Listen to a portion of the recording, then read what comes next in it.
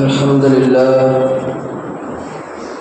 نحمده ونستعينه ونستغفره ونؤمن به ونتوكل عليه ونعوذ بالله من شرور أنفسنا ومن سيئات أعمالنا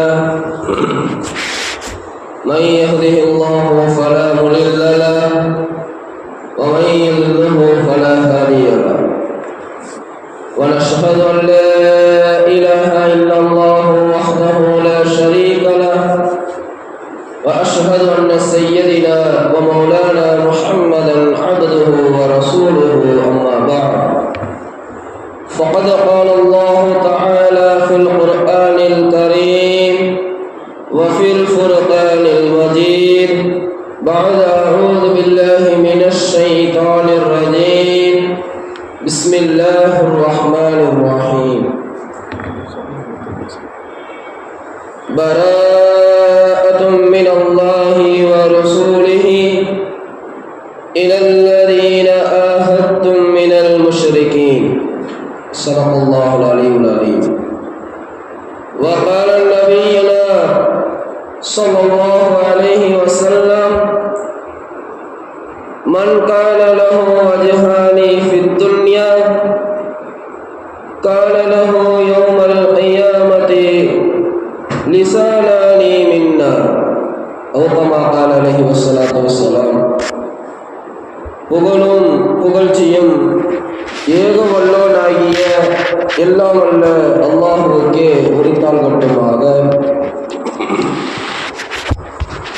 மேலும் அவனுடைய சாந்தியும் சமாதானமும் எம்பெருமானார் ரசூலே கரீம் ஸல்லல்லாஹு அலைஹி வஸல்லம் அன்னவர்கள் மீதும் அன்னாரின் குடும்பத்தார்கள் மீதும் அன்னாரின் அடிச்சுவற்றை அடிப்பிரலாமல் பின்பற்றி வந்த உத்தம சத்திய சஹாபாக்கள் தாபிஈன்கள் தபா தாபிஈன்கள் சுஹதாக்கள் நாதாக்கள் இவ்வுலகில் வாழ்ந்து கொண்டிருக்கக்கூடிய முஃமினான ஆண்கள் பெண்கள் அனைவரின் மீதும் இந்த ஜும்ஆவிற்கு வருகை தந்திருக்கின்ற நம்மவர்கள் மீதும் அல்லாஹ்வுடைய அன்பும் அருளும் என்றென்றும் நின்று நிலவட்டுமாக ஆமீன். அஸ்ஸலாமு அலைக்கும் வரஹ்மத்துல்லாஹி வபரகாத்துஹு.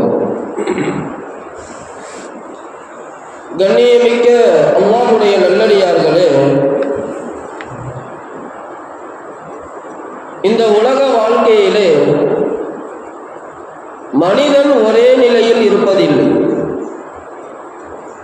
பொதுவாக இவ்வுலகில் வாழ்ந்து கொண்டிருக்கக்கூடிய மனிதர்களுக்கு மத்தியிலே ஏற்றத்தாழ்வு என்பது இருந்து கொண்டுதான் இருக்கிறது. மனித வர்க்கமான நம்முடைய இந்த மனித சமுதாயம் குலம் ரீதியாக மட்டுமல்லாமல் வாழ்க்கை ரீதியாகவும் அவர்களுக்கு ஏற்றத்தாழ்வு இருந்து கொண்டுதான் இருக்கிறது. ஒரு நேரம் ஒரு மனிதர் நன்மையை அடைகிறார் என்று சொன்னால் சில நேரங்கள் கழித்து அவருக்கு தீமை ஏற்படத்தான் செய்கிறது. ஒரு மனிதர் இன்பம் அடைகிறார் என்று சொன்னால் சில நேரம் கழித்து அவருக்கு துன்பம் ஏற்படத்தான் செய்கிறது. இவ்வாறு மாறி மாறி மனிதர்களுக்கு மத்தியிலே நிலைமைகள் மாற்றி அமைக்கப்பட்டு கொண்டுதான் இருக்கிறது. இதில் எந்த ஒரு மாற்று கருத்தும் கிடையாது. ஒரு மனிதன் இந்த உலகத்திலே மகிழ்ச்சியான ஒரு விஷயத்தை அடைகிறான் என்று சொன்னால் அதற்கு பின்பாக 10 சோகமான விஷயங்கள் 10 துன்பமான காரியங்கள் அவனை வந்து அடைகின்றன.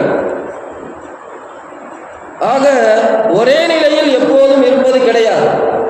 மனிதனினுடைய உலக வாழ்க்கை என்பது எப்பொழுதும் அவன் பிறந்ததில் இருந்து மரணிக்கும் வரை ஒரே நிலைமையில் ஒரே சீராக அவனுடைய வாழ்க்கை அமையாது. ஒரு நேரம் அவன் உயரத்தில் இருப்பான், ஒரு நேரம் அவன் ஆக தாழ்மையான ஒரு பகுதிக்கு தாழ்மையான ஒரு நிலைமைக்கு அவன் சென்று விடுவான். இது உலகத்தினுடைய ஒரு நியதியாக இருக்கிறது. ஆக இந்த உலகம் இருக்கிறதே அவ்வளவு ஒரு மோசமான ஒரு விஷயம், மோசமான ஒரு இடம். கண்ணியத்திற்குரித்தானவர்களே, இருந்தும் கூட இன்னும் சில மனிதர்கள் இந்த உலகத்தினுடைய சுவையை முழுவதும் பெறுவதற்கு மக்களுக்காக வேண்டி, உலகத்திற்காக வேண்டி போராடி கொண்டிருக்கிறார்கள். அதில் முஸ்லிம் சமுதாயத்தில் இருப்பவர்களும் விதிவிலக்கல்ல. ஒரு விஷயத்தை நாம் நன்கு விளங்க வேண்டும். இன்றைக்கு உலகத்தில் சார்ந்த அனைத்து பொருட்களும், உலகத்தில் இருக்கக்கூடிய அத்துணை செல்வங்களும், உலகத்தில் இருக்கக்கூடிய எல்லா விஷயங்களும் மனிதனுக்கு கீழ் வர வேண்டும் என்று இன்றைக்கு மனிதன் நாடுகிறான். ஆனால் அல்லாஹு தஆலா இந்த உலகத்தை எந்த நோக்கத்திற்காக படைத்தான்? அல்லாஹு தஆலா இந்த மனிதனை எதற்காக படைத்தான்? இந்த மனிதன் இந்த உலகத்தில் என்ன செய்து கொண்டிருக்கிறான் என்பதை நாம் சிந்தித்து பார்க்க வேண்டும். ஏனென்றால் இது அப்படிப்பட்ட ஒரு காலகட்டம். இது கண்ணியத்திற்குரித்தானவர்களே, சொர்க்கம் என்பது எப்படிப்பட்ட ஒரு இடம் என்பது எல்லா முஸ்லிம்களுக்கும் தெரிந்த ஒரு விஷயம். சொர்க்கத்தில் என்னங்க இருக்கும்? சொர்க்கத்தில் என்ன இருக்கும்? எல்லா விதமான நலன்களும் இருக்கும், எல்லா விதமான நன்மாராயமான விஷயங்களும் இருக்கும். ஒரு மனிதன் சொர்க்கத்தில் என்னென்ன விஷயங்களை எல்லாம் நாடுகிறானோ எல்லா விஷயங்களும் அவனுக்கு சொர்க்கத்தில் கிடைத்துவிடும். ஆக சொர்க்கத்தினுடைய மதிப்பு உலகத்தில் கிடையாது. அல்லாஹு தஆலா இந்த உலகத்தை எதுக்காக படைச்சான்னு சொன்னா, ஹஜ்ரத் ஆதம் அலைஹிஸ்ஸலாம் அவங்களும் அவங்களுடைய மனைவி ஹவ்வா அலைஹிஸ்ஸலாம் அவங்களும் அல்லாஹ்விற்கு மாற்றமான ஒரு செயலை செய்ததின் காரணமாக அந்த இடத்தில் ஹஜ்ரத் ஆதம் அலைஹிஸ்ஸலாம் அவர்களுக்கு மலம் ஜலம் கழிக்க வேண்டிய ஒரு தேவை ஏற்பட்டது. மலம் ஜலம் கழிக்க வேண்டிய தேவை ஏற்பட்டதின் காரணத்தால் சொர்க்கத்தில் அதற்கு இடம் கிடையாது, அதற்கு வேற இடம் இருக்கிறது. அந்த இடம்தான் துனியா, அந்த இடம்தான் உலகம். ஆனால் இன்றைக்கு மலம் ஜலம் கழிக்கக்கூடிய அல்லாஹ் தஆலா படைத்த ஒரு இடத்தை இன்றைக்கு உலகத்தில் மிகப்பெரிய, தனது உள்ளத்தில் மிகப்பெரிய ஒரு செல்வ செழிப்பாக இன்றைக்கு எத்தனை மனிதர்கள் நினைத்து வாழ்ந்து கொண்டிருக்கிறார்கள். நினைத்து வாழ்ந்து எந்த ஒரு பிரயோஜனமும் இல்லாமல் மரணித்துக் கொண்டிருக்கிறார்கள் என்பதை நாம் சற்று சிந்தித்து பார்க்க வேண்டும். ஆகிய கண்ணியமானவர்களே, இந்த உலகம் என்பது நமக்கு ஒருபோதும் பலன் அளிக்காது. இந்த உலகம் என்பது ஒருபோதும் நமக்கு பலன் அளிக்காது. அல்லாஹ் தஆலா திருமறையிலே இந்த உலகத்தை பார்த்து ஒரே ஒரு வார்த்தையில் சொல்லி விடுவான், மத்தாஉல் குரூர், ஏமாற்றக்கூடிய ஒரு உலகம், மாயையான ஒரு உலகம், கண்களுக்கு காட்சி அளிக்கக்கூடிய ஒரு உலகம் தான். அந்த உலகத்தை தான் நான் படைத்திருக்கிறேன். இந்த உலகத்தில் இருந்து இந்த உலகத்தினுடைய தேவைகள், உலகத்தினுடைய செல்வங்கள், உலகத்தில் அனுபவிக்கக்கூடிய எல்லா விஷயங்களையும் போதுமானதை தவிர்த்து போதுமானதை மட்டும் எடுத்துக்கொண்டு சொர்க்கத்தில் வந்தடையக்கூடிய கூட்டமும் இருந்து கொண்டிருக்கிறது. மாறாக இந்த கூட்டத்திற்கு எதிர்மாறாக உலகம் மட்டும் போதும் என்று உலகத்தில் இருக்கக்கூடிய எல்லா விதமான நலவுகளையும், உலகத்தில் இருக்கக்கூடிய எல்லா விதமான பலன்களையும் அடைந்து இந்த பூமியிலே புதையுண்டு போனவர்களும் இருந்து கொண்டுதான் இருக்கிறார்கள். அதற்கு பல வரலாறுகளை இன்றைக்கு குர்ஆன் நமக்கு காட்டிக் கொண்டிருக்கிறது. ஆக கண்ணியமானவர்களே, காரூன் எல்லாத்துக்கும் தெரிஞ்ச ஒரு மனிதன். காரூன் எப்படிப்பட்டவங்க? காரூன் எப்படிப்பட்டவன்? எவ்வளவு பெரிய அகங்காரம் கொண்டவன், எவ்வளவு பெரிய ஆணவம் கொண்டவன், தற்பெருமை கொண்டவன், செருக்கு கொண்டவன். அவனுடைய உள்ளத்திலே தௌராத்தினுடைய இல்மு இருந்தது. நமக்கு எப்படி குர்ஆன், அதே மாதிரி காரூனுக்கு தௌராத்தினுடைய வேதம், தௌராத்தினுடைய இல்மு இருந்தது. அவன் தௌராத்தினுடைய இல்மு அறியாமல் உலகத்தில் பாவம் செய்தவன் கிடையாது, தற்பெருமையாக சுற்றியவன் கிடையாது. காரூனுக்கு எல்லா வகையான கல்வி ஞானமும் இருந்தும் கூட காரூனால் தௌராத்தை ஏற்றுக்கொள்ள முடியவில்லை. காரணம், இந்த உலகத்தை அவன் சுவைத்து விட்டான். இந்த உலகத்தை அவன் தன்னுடையதாக்கி கொண்டான். அதை ஆக்கி கொண்டதின் காரணத்தினால தௌராத்தினுடைய வேதம், அல்லாஹ் தஆலா தௌராத்தில் என்ன சொன்னானோ அதை எதையுமே ஏற்றுக்கல. காலம் அழிந்தது, காலம் கடந்தது, காரூனுக்கு அழிவு வந்தது. அல்லாஹ் தஆலா மண்ணோடு மண்ணாக புதையுண்டு கொண்டு விட்டான் காரூனை. அல்லாஹ் அக்பர். இன்றைக்கு நம்முடைய நிலைமை என்னவாக இருக்கிறது? இன்றைக்கு நாம் அல்லாஹ்வுடைய மார்க்கப்படி நடந்து கொண்டிருக்கிறோமா? இன்றைக்கு அல்லாஹ்வுடைய வேதத்தில் எதையெல்லாம் அல்லாஹ் தஆலா நமக்கு அனுமதிக்கப்பட்டிருக்கிறானோ, அனுமதி கொடுத்திருக்கிறானோ, அந்த அனுமதியை எடுத்துக்கொள்கிறோமா அல்லது துனியாவுடைய மோகத்தில் மூழ்கி கிடைக்கிறோமா?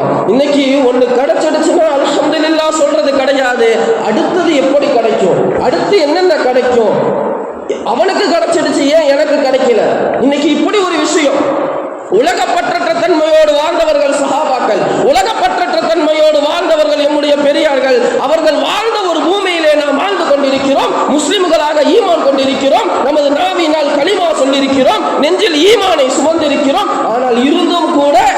இன்றைக்கு வாய் வழியாக மட்டும்தான் இன்றைக்கு களிமா வந்து கொண்டிருக்கிறது. வாழ்க்கை ரீதியாக களிமாவின் பிரகாரம் நான் வாழ்வது கிடையாது. ஆக கண்ணியமானவர்களே, இன்றைக்கு உலகத்தில் இருக்கக்கூடிய விஷயங்களை நாம் தேடி திரிந்து கொண்டுதான் இருக்கிறோமே தவிர குர்ஆனின் படியும் ஹதீஸின் படியும் வாழ்ந்து கொண்டிருக்கிறோமா?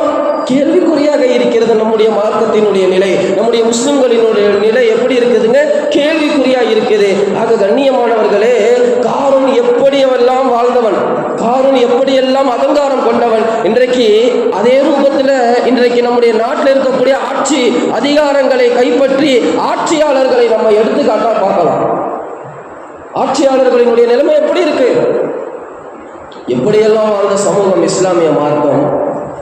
ஒரு காலகட்டத்தில் இஸ்லாத்தில் இருக்கக்கூடிய நுணுக்கமான ஒவ்வொரு விஷயங்களுமே இந்த உலகத்துக்கு பயனளித்தது. பயனே இல்லாத இந்த உலகத்திலே இஸ்லாத்தினுடைய ஒவ்வொரு கோட்பாட்டுகளும் ஒவ்வொரு கோரிக்கைகளும் உலகத்திற்கு பயனளித்தது. இருந்தும் கூட இன்றைக்கு இஸ்லாமியர்களிடத்தில் ஆட்சி அதிகாரம் இல்லை. ஹஸரத் உமர் ரலியல்லாஹு தஆலா அன்ஹு அவர்களுடைய ஆட்சி அதிகாரங்களை இன்றைய ஆட்சியாளர்கள் பார்த்தார்கள் என்று சொன்னால் அவர்கள் கதிகலங்கி போவார்கள். இப்படியெல்லாம் ஆட்சி அமைக்க முடியுமா? இப்படியெல்லாம் மக்களுக்கு தொண்டு செய்ய முடியுமா? இப்படியெல்லாம் எல்லா வகையான கடமைகளையும் நிறைவேற்ற முடியுமா? ஏழை எளியராக வாழ்ந்தவர்கள் ஹஸரத் உமர் ரலியல்லாஹு தஆலா அன்ஹு அவங்க வஃபாத் ஆகும் போது ஒருவா இல்லை, எதுவுமே இல்லை. ஹஸரத் உமர் மட்டும் கிடையாது, அதற்கு பின் வந்த எல்லா கலீஃபாக்களும் அப்படிதான். செல்வங்களை அல்லாஹ் தஆலா வாரி வழங்கினான், ஆனால் எல்லாத்தையும் தூர எறிந்தார்கள் நம்முடைய சஹாபாக்கள், நம்முடைய கலீஃபாக்கள், இஸ்லாமிய ஆட்சியாளர்கள். ஆனால் இன்றைக்கு இஸ்லாமிய ஆட்சி இன்னைக்கு உலகத்துல இல்லை. ஆனால் இன்னைக்கு எவனோ நம்ம மேல உட்கார்ந்து ஆட்சி அதிகாரம் செலுத்திக்கிட்டு இருக்கிறான். ஆனால் ஒரே ஒரு நாள் நிச்சயம் வரும், அந்த ஒரு நாளில் இன்றைக்கு ஆட்சியாளர்கள் அவர்கள் பணம் காசுகள் சேர்க்கலாம், செல்வத்தோடு வாழலாம், பெரிய பெரிய பென்ஸ் கார்ல போகலாம், எவ்வளவு பெரிய மாளிகைகளை அவர்கள் கட்டலாம். ஆனால் இஸ்லாமிய ஆட்சி வரும்பொழுது உலகத்தில் நீதி என்பது நிலைத்து நிற்கும்.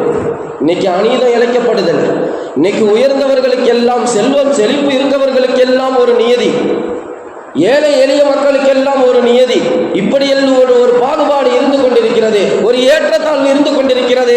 ஆனால் இது எல்லாம் சீராகும் என்று சொன்னால் கண்டிப்பாக ஒரு நாள் அல்லாஹும் ரசூலும் சொன்ன ஒரு விஷயம் அது கண்டிப்பாக இந்த உலகத்தில் நடந்தே தீரும். ஆக கண்ணியமானவர்களே, இந்த உலகம் என்பது அவ்வளவு மோசமான ஒரு இடம். நபி ஸல்லல்லாஹு அலைஹி வஸல்லம் அவங்க சஹாபாக்களுக்கு இந்த உலகத்தினுடைய எல்லா விஷயத்தையுமே அடிக்கடி சொல்லிக்கிட்டே இருப்பாங்க. உலமாக்கள் சொல்லுவாங்க, அவ்வலுஹா அனாஉன் வ ஆகிருஹா ஃபனாஉன் வ ஹலாலுஹா ஹிசாபுன் வ ஹராமுஹா அதாபுன். அதாவது இந்த உலகத்துல ஒரு மனிதன் பிறக்கிறான், அவன் பிறந்து அவனிடத்தில் எல்லா விதமான வஸ்துக்களும் அவனை வந்து அடைகின்றன. வஸ்துக்கள் அடைந்து அவன் சந்தோஷத்தில் இருக்கும் நிலையில் அவனை நோய் பிடித்துக் கொண்டது. அவனுடைய ஆரோக்கியம் அவனுடைய ஆரோக்கியம் போயிடுச்சுன்னா என்னங்க அர்த்தம்? ஆரோக்கியம் போனதுக்கு அப்புறம் அவனுக்கு என்ன இருக்கும்? அவனுக்கு அழிவு நெருங்கி விட்டது. அழிவு முடிஞ்சிடுச்சுன்னா அதுக்கப்புறம் அவனுக்கு என்னங்க?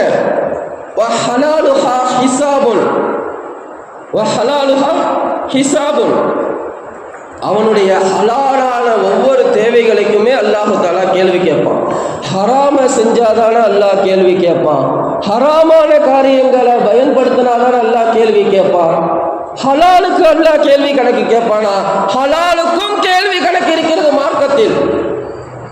அல்லாஹ் தஆலா எதையெல்லாம் ஹலால் என்று அனுமதி கொடுத்திருக்கிறானோ அந்த ஹலாலை ஒரு மனிதன் தேவைக்கு அதிகமாக பயன்படுத்தினான் சொன்னால் அதற்கும் கேள்வி கணக்கு இருக்கும் மார்க்கத்தில். இன்னைக்கு முஸ்லிம்கள் இந்த விஷயத்தை விளங்கணும். ஹலால் தானே அப்படின்னு சொல்லி எல்லாத்தையுமே எடுத்து தின்னுடக்கூடாது. ஹலால் தானே அப்படின்னு சொல்லி எல்லாத்தையுமே எடுத்து உடுத்திக்க கூடாது. ஹலால் தானே அப்படின்னு சொல்லி எல்லாத்தையுமே எடுத்து போட்டுக்க கூடாது. ஹலால் அவ்வளவுதான். அல்லாஹ் ஏதோ நமக்கு இந்த உலகத்தில் அனுமதி கொடுத்திருக்கிறான். இன்னைக்கு ஒரு திருமண கூடமா இருக்கட்டும், இல்லை எந்த ஒரு விஷயமா இருக்கட்டும், ஒரு மனிதர் சாப்பிட்றாருன்னு சொன்னா வயிறார இன்னைக்கு சாப்பிடக்கூடிய ஒரு சமுதாயமா ஆயிடுச்சு. அதுவும் தமிழ்நாடு சொல்லவே தேவையில்லை. இன்னைக்கு நீங்க போனை திறந்து பார்த்தீங்கன்னாலே கண்ட கருமத்தை எல்லாம் இன்னைக்கு தின்னுட்டு அலையிறாங்க. இன்னைக்கு அதை பார்த்துட்டு இன்னைக்கு லைக் போட்டுட்டு இருக்கிறாங்க. முஸ்லிம்களும் விதிவிலக்கல்ல. வயிறு முட்டை முட்டை இன்னைக்கு சாப்பிடக்கூடிய திங்கக்கூடிய ஒரு சமுதாயமா ஆயிடுச்சு. நபி ஸல்லல்லாஹு அலைஹி வஸல்லம் அவங்க சொல்லியிருக்காங்க, வயிற்றுல 3 பங்கு, ஒரு பங்கு என்னங்க, ஒரு பகுதியை 3 பகுதியா பிரிங்க. உங்களுடைய உணவு, உங்களுடைய வயிறை, உங்களுடைய உடலை 3 பகுதியாக பிரியுங்க. ஒரு பகுதி எதற்கு? உணவு உண்பதற்கு. கொஞ்சமா உண்ணுங்க. உங்களுடைய வயிறு போதும், பசி தீர்ந்து விட்டது அப்படின்னு உங்களுடைய நப்சு சொல்லுதா, அதோட நிறுத்திங்க. அதான் உங்களுடைய பசி. உங்களுடைய தேவைக்கு அதிகமாக நீங்க சாப்பிடுறீங்கன்னு சொன்னா அது அடுத்த உங்களுடைய உணவு. நபி அவர்கள் சொன்ன ஒரு விஷயம். 2வது பகுதியை தண்ணீருக்காக வைங்க. 3வது பகுதியை காலியா விட்டுருங்க. வயிற்றுல ஒரு பகுதி எப்பவுமே காலியா இருக்கணும். எல்லாமே ஃபுல்லாயிடுச்சுன்னு சொன்னா அமல் செய்ய முடியாது, ஏப்பந்தான் வரும். இன்னைக்கு நிறைய நபர்களுக்கு என்னங்க செய்யுது, ஏப்பந்தான் வருது. இன்னைக்கு தொழுக முடியல, இன்னைக்கு திக்ர் ஓத முடியல, இன்னைக்கு எந்த ஒரு அமலையும் மேற்கொள்ள முடியல. சாப்பிட்டீங்களா? நல்லா சாப்பிட்டேன், இன்னும் நல்லா சாப்பிடுங்க. அல்லாஹ் அக்பர். நாயகம் ஸல்லல்லாஹு அலைஹி வஸல்லம் அவர்களுக்கு காட்டிய சாப்பிடலாம், தப்பு கிடையாது, ஹலால் தான். சாப்பிட்றது ஹலால் தான், தண்ணி குடிக்கிறது ஹலால் தான், ஆடை அணிகிறது ஹலால் தான், சுன்னத்தான ஆடை அணிகிறது ஹலால் தான். ஆனா இருக்குங்கிறதுக்காக எல்லாத்தையுமே மேல் மிச்சமா ஆக்கிடக்கூடாது. உணவு அவ்வளவுதான். அல்லாஹ் எனக்கு இந்த துனியால உயிர் வாழ்றதுக்கு ஆகுமான ஒரு விஷயத்தை வச்சிருக்கிற அந்த உணவு தண்ணீர் போதும், அவ்வளவுதான். ஹலாலுங்கிறதுக்காக அதிகமா பயன்படுத்தினாலும் நாளைக்கு அல்லாஹ் கிட்ட கேள்வி கணக்கு இருக்கு.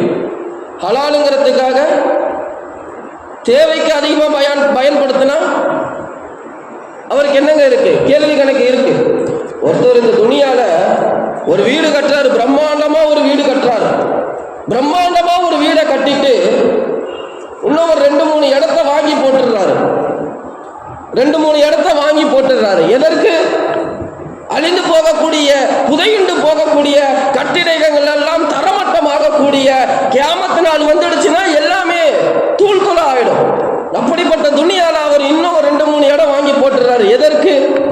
இருக்கு, நான் வாங்கி போடுறேன், பின்னால தேவைப்படும், பின்னால தேவைப்படும். என்னுடைய சந்ததிகள், என்னுடைய வாரிசுகள் அதை பயன்படுத்திட்டு போறாங்க. வாரிசுகளுக்கு ஒரு தப்பான உதாரணமாக அவர் அமைகிறார். ஒரு மனிதன் இன்னைக்கு அத்தா இருக்கிறாங்க, எங்க அத்தாவுக்கு அவ்வளவு சொத்து இருக்குன்னு சொன்னா அவன் அந்த சொத்தை மட்டும் தான் பார்ப்பான். அவன் வாழ்க்கையில கஷ்டப்பட்டு உழைத்து வேர்வை செஞ்சு முன்னுக்கு வரணும்னு நினைக்க மாட்டான். எனக்கு எங்க அத்தா இருக்கிறார்.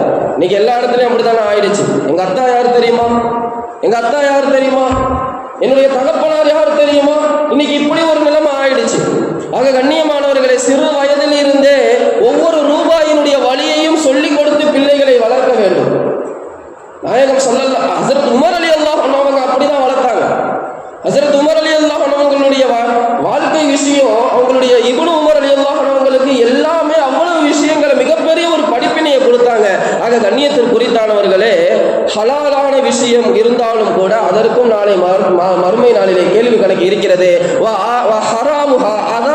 ஹராமை பயன்படுத்தக்கூடாது, ஹராமான விஷயங்களை விட்டுவிட வேண்டும். ஹராமை பயன்படுத்தினார் என்று சொன்னால் அவருக்கு தண்டனை இருக்கிறது. இது உலமாக்கள் வழிவகுத்த ஒரு விஷயம். நாயகம் ஸல்லல்லாஹு அலைஹி வஸல்லம் அவங்க ஹஜ்ரத் அபூ உபைதா ரலியல்லாஹு அன்ஹு அவங்களை சிரியாவிற்கு ஒரு தேவைக்காக அனுப்புறாங்க. ஹஜ்ரத் அபூ உபைதா சிரியாவில இருந்து வராங்க, இரவு நேரத்துல வராங்க. ஹஜ்ரத் அபூ உபைதா வந்த விஷயம் அன்சாரி தோழர்களுக்கு தெரிஞ்சிடுச்சு. அபூ உபைதா செல்வங்கள், பொற்காசுகள், நிறைய திரகங்கள் எடுத்துட்டு வந்திருக்கிறாங்கிற ஒரு செய்தி அந்த ஊருக்குள்ள பரவிருச்சு. அன்சாரி தோழர்களுக்கு மத்தியில பரவிருச்சு. எல்லாரும் காலையில ஃபஜர் தொழுகைக்கு வரும்போது நபி அவங்க இன்னைக்கு நம்ம எல்லாத்துக்குமே பொற்காசுகளை பிரிச்சு கொடுத்துருவாங்க. ரொம்ப ஆசையா ஃபஜர் தொழுகைக்கு வராங்க. ஃபஜருடைய தொழுகைக்கு வந்தோட நபி அவங்க பார்க்கறாங்க, எல்லாரும் முகமுமே நூறானியத்தான் இருந்துச்சு. எல்லாரும் முகத்தினுடைய ஒரு வெளிச்சம், ஒரு சிரிப்பு, ஒரு மகிழ்ச்சி. நபி அவங்க கேள்வி கேட்கிறாங்க, உங்கள் முகத்துல எல்லாம் சந்தோஷத்தை பார்த்தா அபூ உபைதா வந்த செய்தி உங்களுக்கு முன்னாடியே தெரிஞ்சிருச்சு போலவே அப்படின்னு நபி அவங்க சொன்னோன்னே, ஆமா ரசூலல்லாஹ், அபூ உபைதா வந்த செய்தி வந்துருச்சு. அபூ உபைதா வந்த செய்தியும் உண்மைதான். அபூ உபைதாவிடம் நீங்க என்னென்ன எதிர்பார்த்தீங்களோ அந்த விஷயமும் உண்மைதான். அபூ உபைதாவிடம் இருந்து நான் உங்ககிட்ட எல்லா செல்வங்களையும் பிரித்து கொடுக்க போறது உண்மைதான். ஆனா வந்த செய்தியை நீங்க பார்த்து இவ்வளவு சந்தோஷப்பட்டுட்டீங்களே,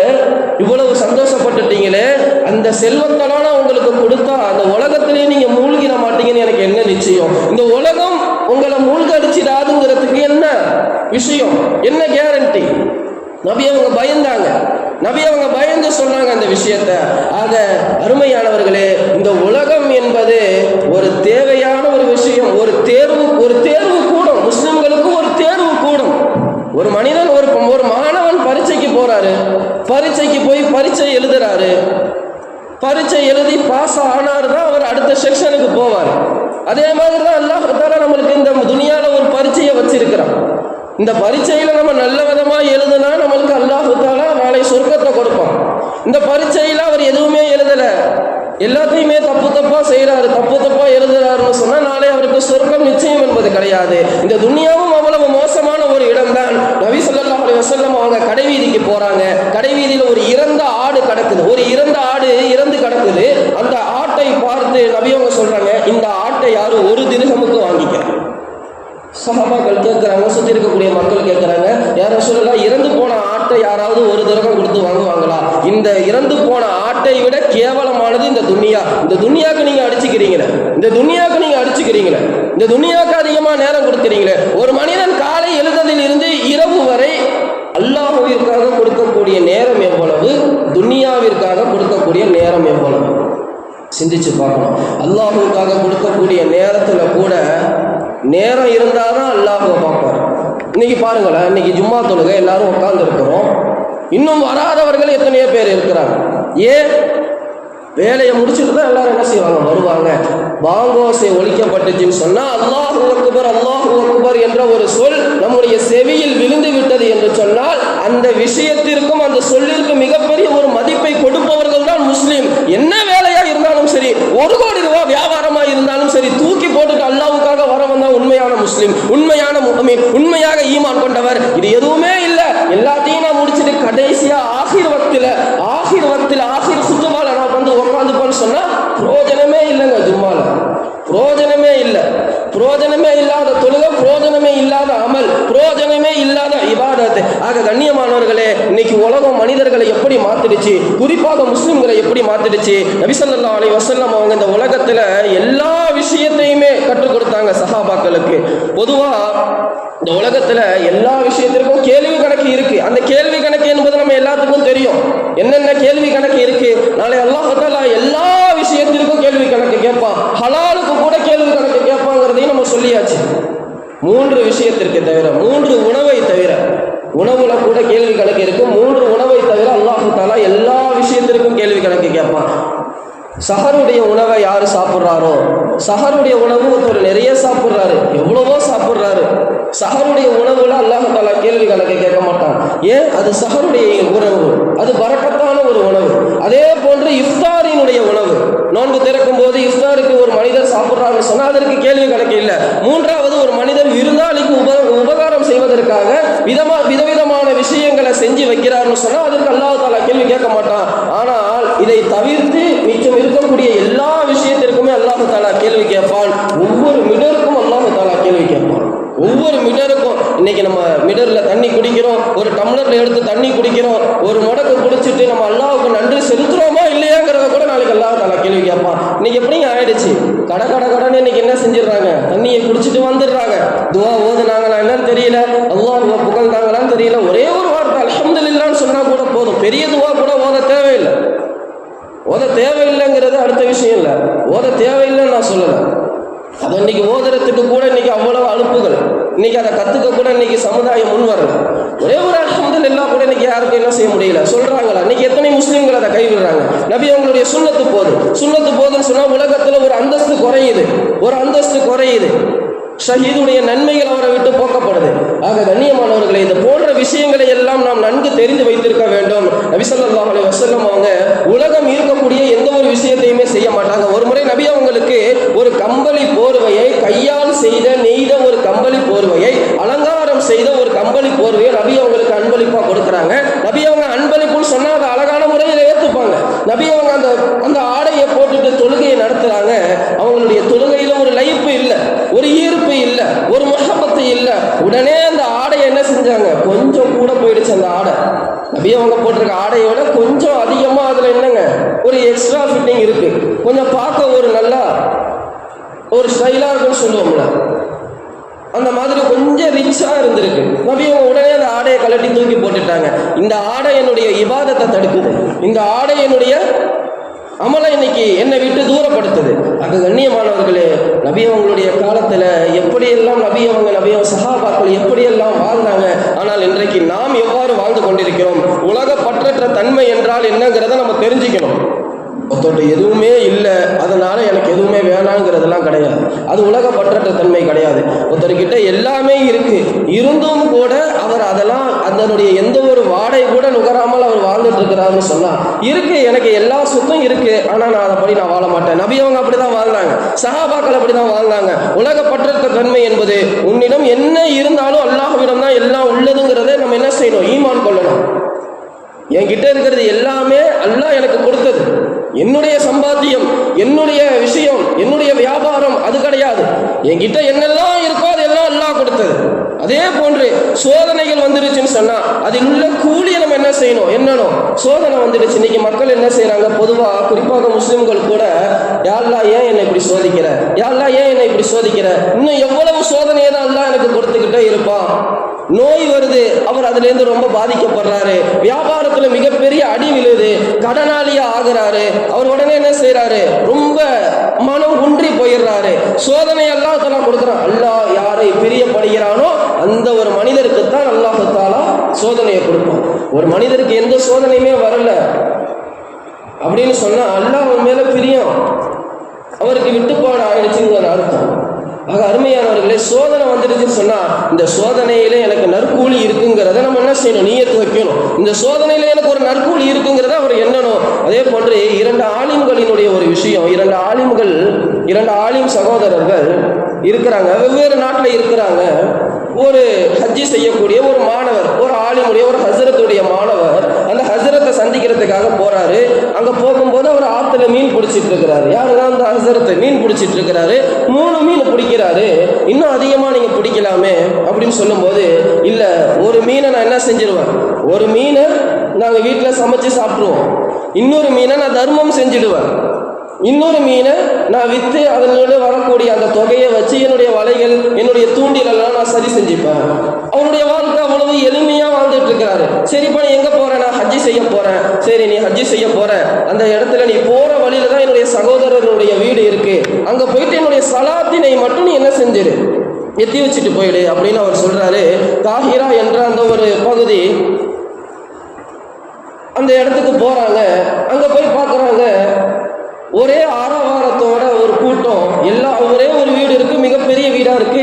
இதுவா ஹசரத்துடைய சகோதரர் வீடு அப்படின்னு அவர் பார்க்கிறாரு. அந்த இடத்துல ஒரு கூட்டம் வருது, ஒரே ஆரவாரத்தோட வருது. அந்த கூட்டத்துல கோஷம் போடக்கூடிய மக்களாக யாராவது ஹசரத்துடைய சகோதரர் இருப்பாரு அப்படின்னு இந்த நபர் நினைக்கிறாரு. பின்ன இவர் இவ்வளவு பெரிய மாளிகையில வாழ்ந்துட போறாரு ஹசரத்துடைய சகோதரர் அப்படின்னு சொன்னோன்னே, இன்னாருடைய ஊர்ல இருந்து நான் வரேன், இன்னார் அனுப்பி வச்சிருக்கிறாரு, இவர் பேர் என்ன அப்படின்னு கேட்கும்போது இவங்க தான் அவங்க கை காட்டுறாங்க. எங்க மக்கள் எல்லாம் கௌரவிக்கக்கூடிய ஒரு நபர் வராரு, அவர் தான் அந்த சகோதரர்னு சொன்னோன்னே இவர் ரொம்ப ஆச்சரியப்படுறாரு.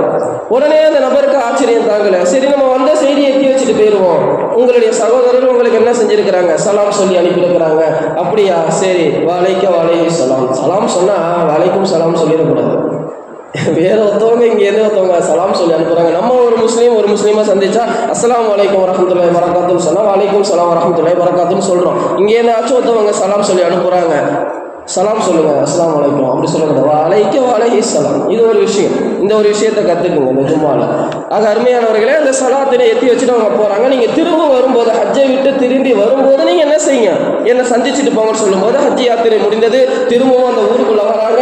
அந்த ஹஜரத்தை திரும்பவும் அந்த ஹஜரத்துடைய சகோதரரை சந்திக்கிறாங்க. சந்தித்ததுக்கு அப்புறம் ஒரு விஷயத்த சொல்கிறாங்க. அந்த ஹஜரத்து சொல்கிறாங்க, நான் ஒரு செய்தி சொல்கிறேன், அதை போய் என்னுடைய சகோதரர்கிட்ட சொல்லு, இன்னும் எவ்வளவு நாளைக்கு தான் துணியான்னு வாழ போறீங்க. இவருக்கு ஒரே கோபம், என்னடா அந்த மனுஷன் என்னன்னா வெறும் 3 மீனை பிடிச்சிட்டு, ஒரு மீனை தனக்கும், இன்னொரு மீனை தர்மம் செஞ்சுட்டு, இன்னொரு மீனை அதில் வாழ்ந்துகிட்டு இருக்கிறாரு. இவர் மாளிகையில வாழ்றாரு. இவரை பார்த்து இன்னும் எவ்வளவு நாளைக்கு தான் துணியான்னு இருக்க போறீங்க அப்படின்னு கேட்கிறாருன்னு சொல்லி ரொம்ப ஆச்சரியமே இருந்தோன்னே சரின்னு சொல்லிட்டு தலையாட்டிட்டு வந்துட்டாரு.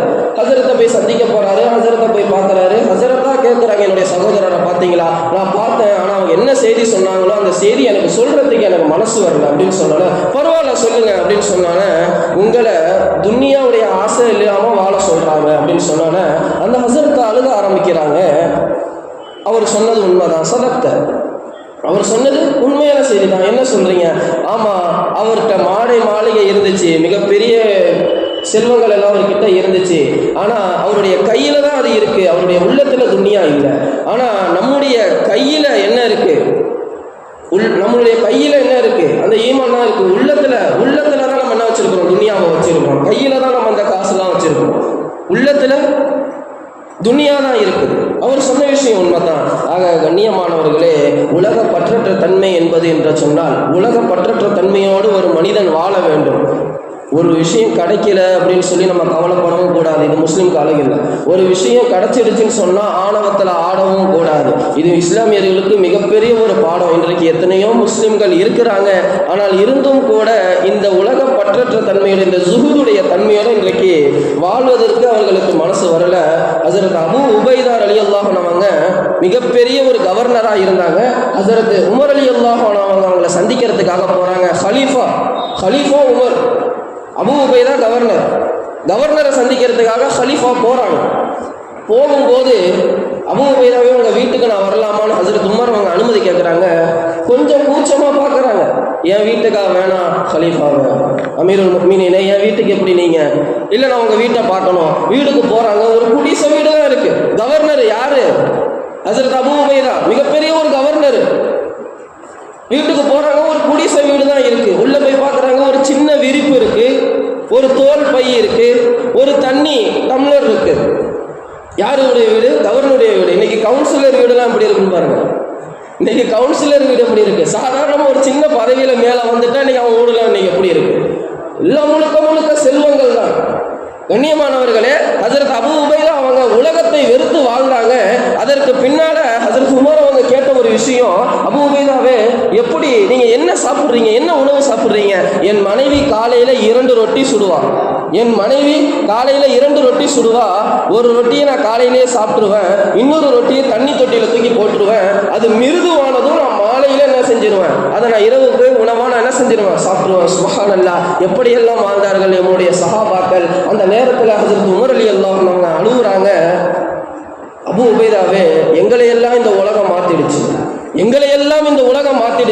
உங்களை இன்னும் மாத்தல. இப்படி சொன்ன உமர் ரலியல்லாஹு அன்ஹு அவங்களுடைய ஆடையில 20 ஒட்டு. இந்த ஒரு வார்த்தையை சொன்ன ஹஜ்ரத் உமர் ரலியல்லாஹு அன்ஹு அவங்களுடைய ஆடையில 20 ஒட்டுக்கள் இருந்தது. ஆனாலும் உமர் அவங்களுடைய வாயில இருந்து என்ன வார்த்தை வந்துச்சு? எங்களை எல்லாம் உலகம் மாற்றி விட்டது, உங்களை எல்லாம் மாத்தல. எப்படியெல்லாம் வாழ்ந்தார்கள் சஹாபாக்கள். இன்னைக்கு நம்ம எப்படி வாழ்ந்துகிட்டு இருக்கிறோம்? இன்னைக்கு நம்முடைய ஈமானுடைய நிலைமை எப்படி இருக்குது? ஆக கண்ணியமானவர்களே, இதையெல்லாம் இன்னைக்கு நம்ம என்ன செய்யணுங்க, விளங்கணும். அதாவது உலமாக்கள் 3 விஷயத்தை சொல்றாங்க. ஜுஹூதுடைய விஷயம், உலக பற்றற்ற தன்மையை 3 வகையா பிரிக்கிறாங்க. முதலாவது விஷயம் ஹராமை விடுவது, ஹராம்னா அதை விட்டுறணும். இரண்டாவது விஷயம் ஹலால், தேவையான ஹலாலா இருந்தாலும் கூட, ஹலாலான விஷயம் தான், அது தேவைக்கு அதிகமா இருந்தாலும் அதை என்ன செஞ்சிடணும், அதை விட்டுடணும். அதற்கும் கேள்வி கணக்கு இருக்கு அப்படிங்கிறத என்ன செய்யணுங்க, விளங்கணும். ஒரு ஆடை வாங்குறாருன்னு சொன்னா, ஒரு ஆடை வாங்குறாரு. இன்னைக்கு குறிப்பா அதுல பெண்கள் ஒரு ட்ரெஸ் எடுக்கிறதா சொன்னால் அப்படியே இன்னொரு 4 ட்ரெஸ்ஸு சேர்த்து எடுப்பாங்க. ஒன்று இருந்தால் போதும், ஒன்று ஹலால்னா ஒன்று ஹலால். உடம்பை மறைப்பதற்கு, கணவனிடம் அழகை வெளிப்படுத்துவதற்கு ஒரு ஆடை போதும். அப்படியே என்ன செய்கிறாங்க, எல்லா கலர்லேயும் ஒன்று, எல்லா விதமான விஷயத்துலேயும் ஒன்று. இது கூடாது, மார்க்கத்தில் கூடாது. நபியவங்க 2 ட்ரெஸ்ஸு தான், அதுவும் இருக்கிறதுலே சிறந்த ஆடை தான் உடுத்துவாங்களே தவிர அதில் ஒன்றும் பெரிய ஒரு அளவில் புதுசாக எடுக்கணும், யாராவது அன்பளிப்பு கொடுத்தா தான் இருக்குது. அந்த அன்பளிப்பு கொடுத்தாலும் கூட நபியவங்க ரொம்ப அது பார்க்க மயக்கமாக இருக்கா, ரொம்ப உலகத்தினுடைய மோகம் வாட அதில் அடிக்கிறா, நபி அவங்க அந்த ஆடையை தூக்கி போட்டுருவாங்க. ஆக கண்ணியமானவர்களே, இன்றைக்கு இஸ்லாமிய சமூகம் எவ்வாறு வாழ்ந்து கொண்டிருக்கிறது, பெண்களிடத்தில் ஈமான் எந்த அளவு இருக்குது, இன்னைக்கு பெண்கள் எப்படி வீதியில் நடக்கிறாங்க, இஸ்லாமிய பெண்கள் எப்படி வீதியில் நடக்கிறாங்க, தங்களுடைய அழகை கணவனுக்கு முன் மட்டும் வெளிப்படுத்தாமல் ஒட்டுமொத்த உலகத்திற்கு முன்பாக செல்போனில் இன்றைக்கு ஒரு பெண் வெளியிட்டுக் கொண்டிருக்கிறார். செய்கிறாள் என்று சொன்னால் அவள் விபச்சாரி என்று அர்த்தம். அவள் விபச்சாரி என்று அர்த்தம். அவளிடத்துல எந்த ஒரு பழம் வெளியில நல்லா வெளியில சுண்டி இருந்தா உள்ள புழு இருக்குன்னு அர்த்தம். இன்னைக்கு எத்தனை பெண்கள் திருமண கூடத்துல இன்னைக்கு நம்ம பார்க்கிறோமா இல்லையா? எவ்வளவு மோசமா இன்னைக்கு பெண்கள் வராங்க. முழுக்க மேக்கப்போடு நபியவர்கள் யாரையெல்லாம் இன்றைக்கு கியாமத்தினால் அடையாளம் காட்டினார்களோ, இன்றைக்கு அடையாளம் காட்டப்பட்ட பெண்மணிகளாக இன்றைக்கு இஸ்லாமிய பெண்மணிகள் எவ்வளவு பெண்மணிகள் சுத்துறாங்க.